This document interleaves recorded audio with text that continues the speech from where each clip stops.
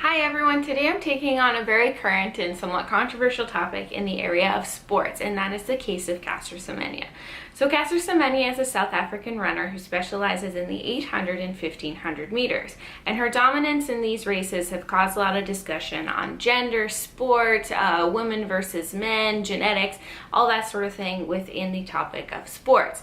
Now, her name has been in the news quite a bit recently as the International Association of Athletics Federation, or the IAAF, have come out with a verdict on new rules to put on athletes like her.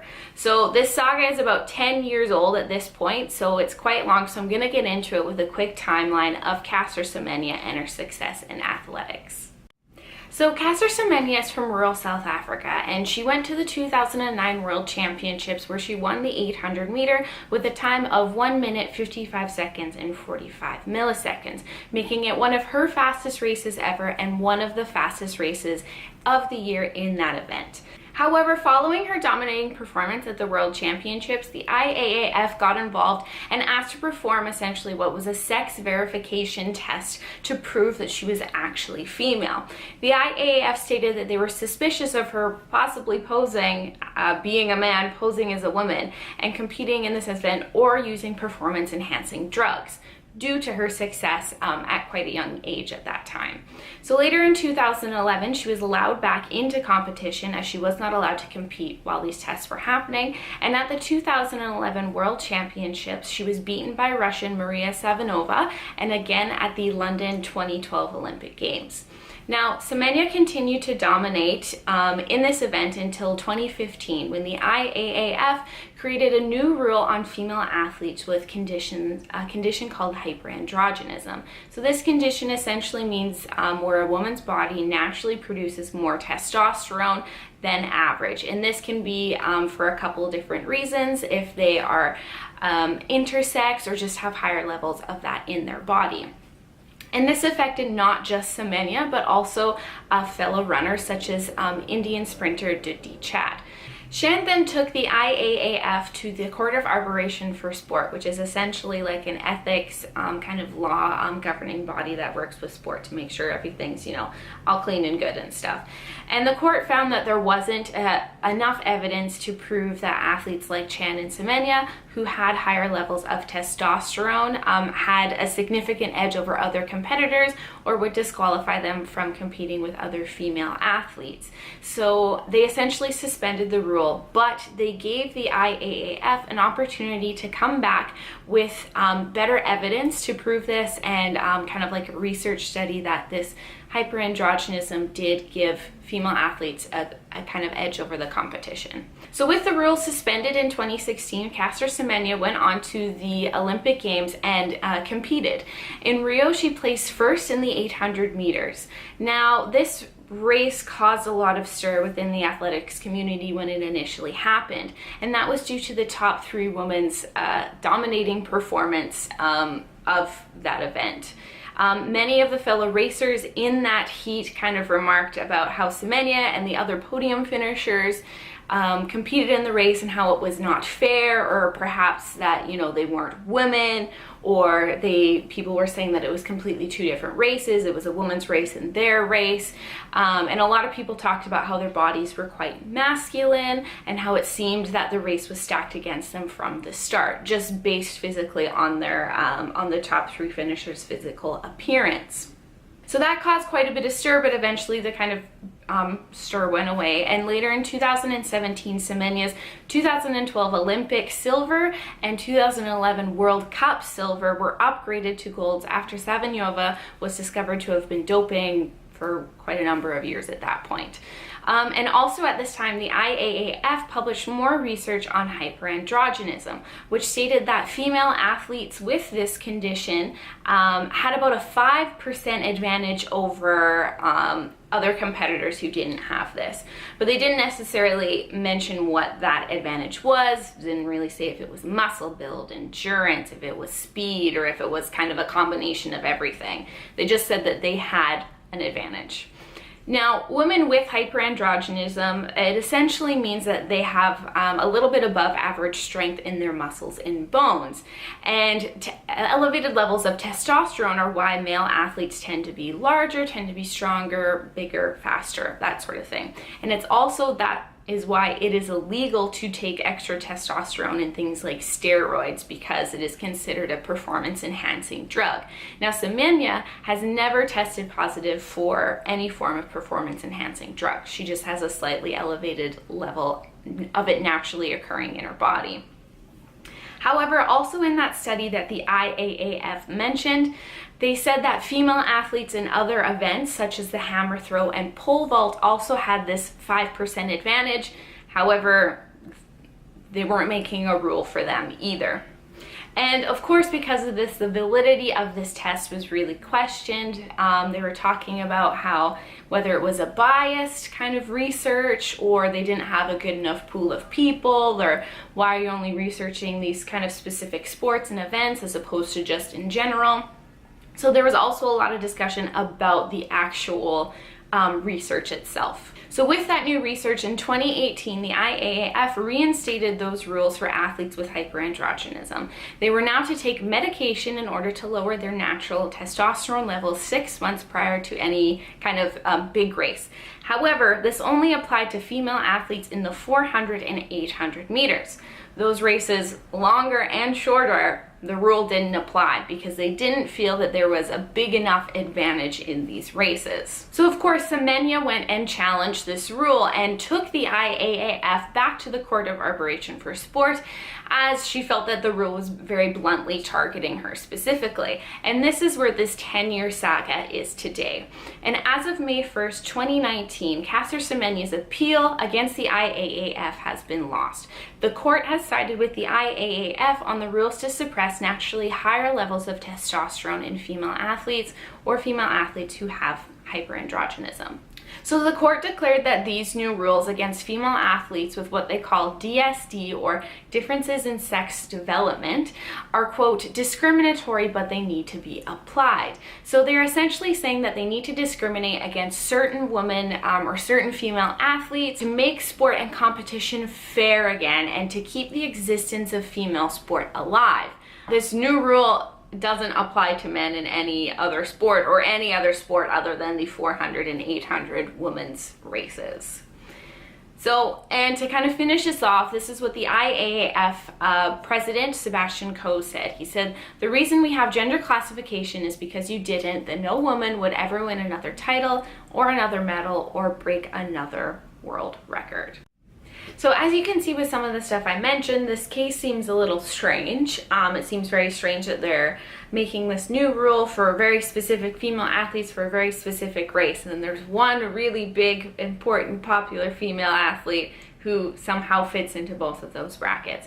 So what I'm going to do is I'm going to bring out 4 kind of different points of discussion on different kind of issues surrounding this case and what it kind of means for different things, and how it compares to other female athletes, how it compares to male athletes, and how it just seems to be a little bit hypocritical. So the big elephant in the room is, why are only women subject to this rule? What about men with higher or different levels of testosterone? Should they have to suppress it because they may have an edge in some of the competitions or sports?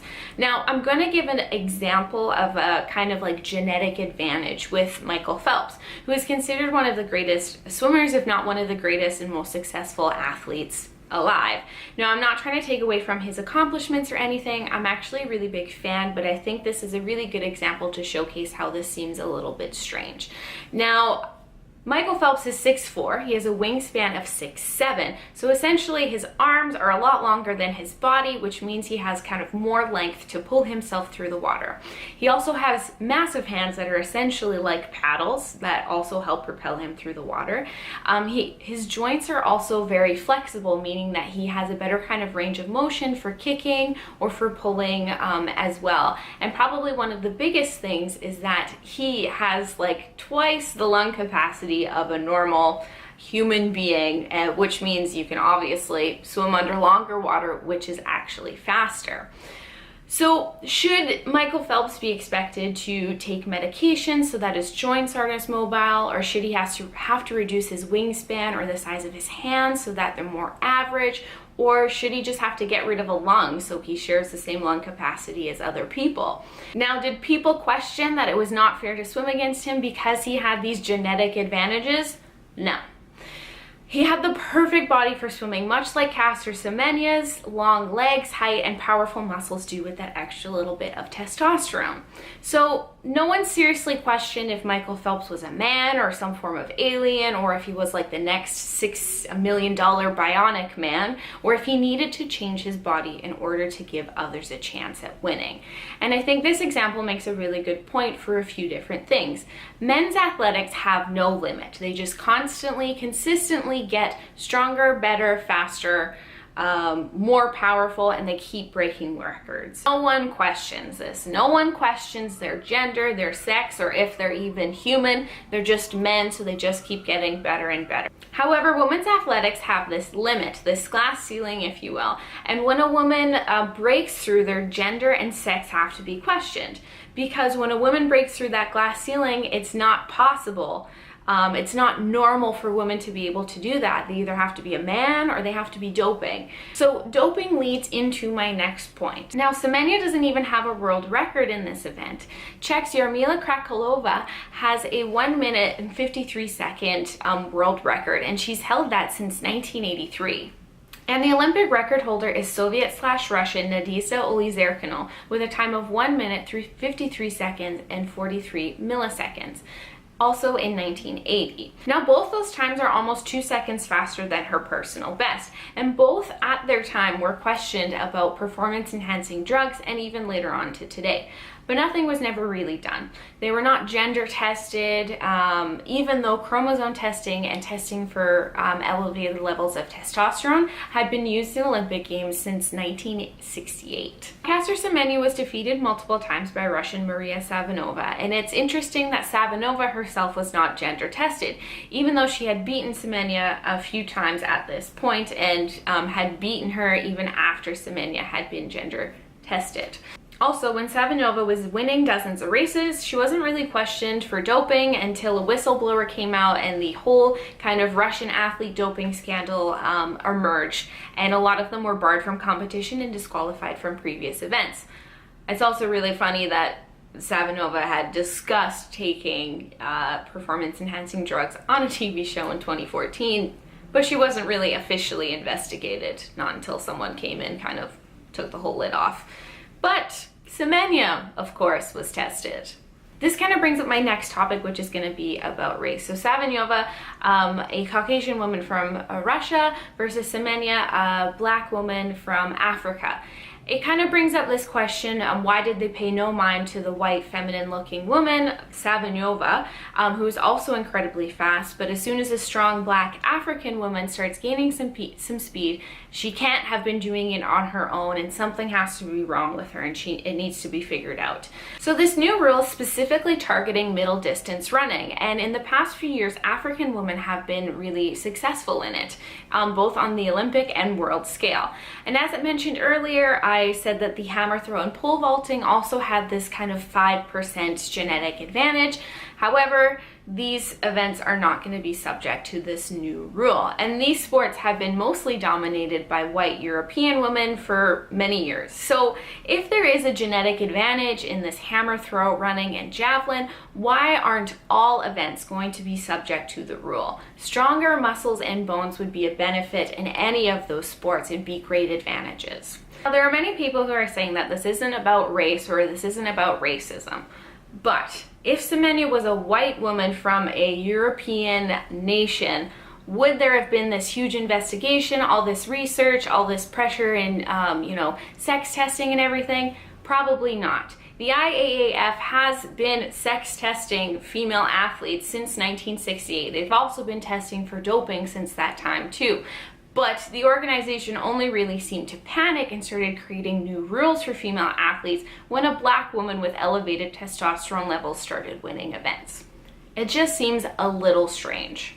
Now, my fourth and final topic is going to be the whole idea of advantages in sport and what an advantage is and the different types of advantages. So there are a multitude of different advantages in elite sports, whether they are external, like your environment, how you grew up, your socioeconomic status, your access to, training programs and facilities, or internal stuff like genetics, elevated levels of testosterone, psychological toughness and grit.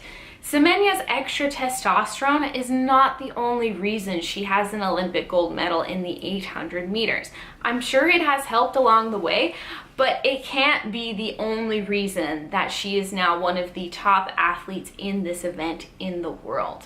Because there is so much more involved with getting an athlete to the elite level than just a little bit of extra testosterone. For an example, someone who maybe wants to become an elite runner is going to have an easier time doing it in somewhere like the US as opposed to somewhere like Southeast Asia. This is going to be based off a multitude of things: better access to programs, better programs, more funding for athletes. They're also going to have access to things like nutritionists, coaches, psychologists, sports therapists, physiotherapists, and they're going to have the money to be able to afford all these things and be sponsored by their government to do so. In a lot of cases, you're better set up to become some form of an elite athlete just based off of the country you were born in, or just based off of how maybe your family might have a little bit more money when you were born as well. So all these different things kind of come together in order to create an elite athlete. Now, if we were to take away every single advantage there is to helping someone get to the elite athlete stage, we would be watching 8 Michael Phelps swim the 100 meters, finishing at the same time. We'd be watching 8 Caster Semenyas doing the 800, finishing at the same time. And at that point, is it really sport anymore?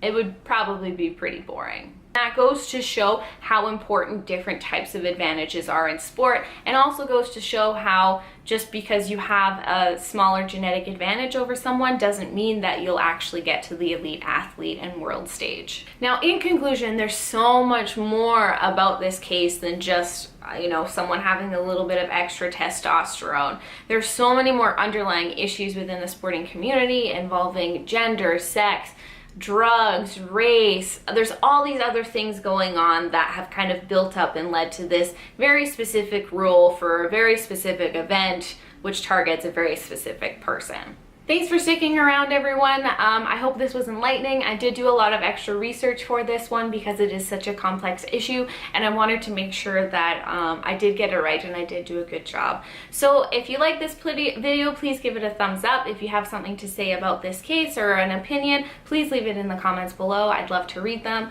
Also, if you'd like me to do some other sporting event or issue, leave them in the comments as well. And if you want to keep watching these videos, I'm hoping to post every 2 weeks. You can subscribe, give it a thumbs up, and that'll be everything for today. Thanks, everyone. Bye.